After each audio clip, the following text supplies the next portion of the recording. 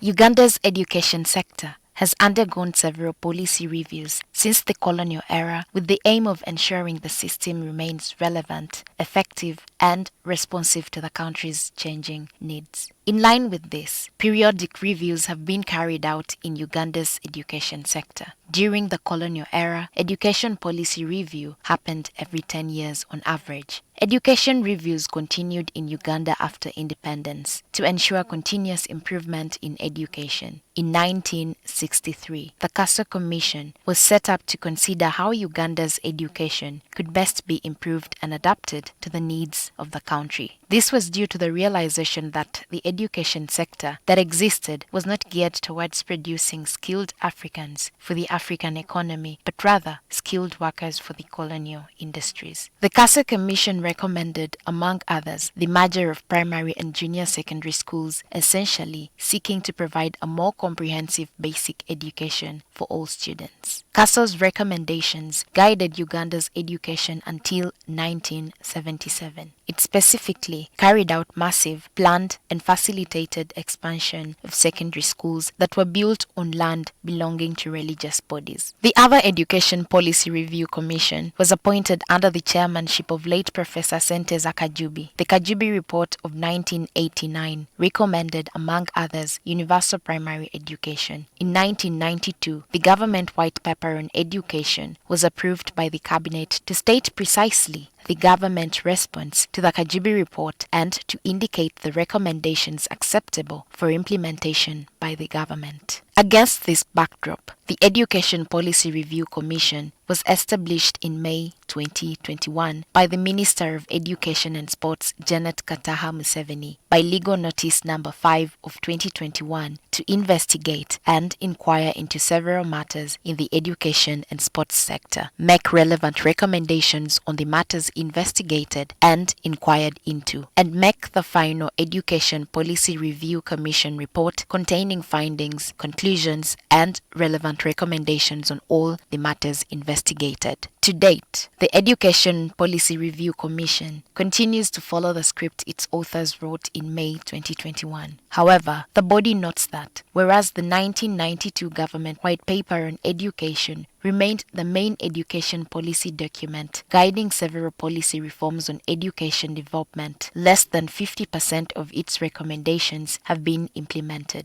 Over the last 30 years, out of the 220 recommendations, 38% have been fully implemented, 26% partially implemented, and 36% not implemented at all. Overall, many recommendations that were not implemented remain relevant, as has been highlighted later in this summary. Yesterday, the First Lady and Minister of Education and Sports, Janet Museveni, received the Education Policy Review Report, which contains findings and recommendations for a new government white paper on education and sports services in Uganda. The report, themed Education for Values, Innovation and Transformation, represents the 3.5 years of work by the Education Policy Review Commission. The report recommends abolishing primary leaving examinations, PLE, and introducing automatic promotion of learners from primary school. The Uganda National Teachers Union, UNATU, has expressed support for the recommendations, citing the need to shift from an exam-oriented education system to a more competence-based approach. Move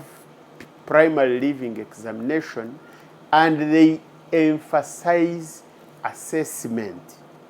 This will help the learners to concentrate and enjoy the teaching learning process, because some of them get tired because every time they do mathematics they have failed, English failed, social studies failed, science failed, and they ask themselves, why am I continuing to study?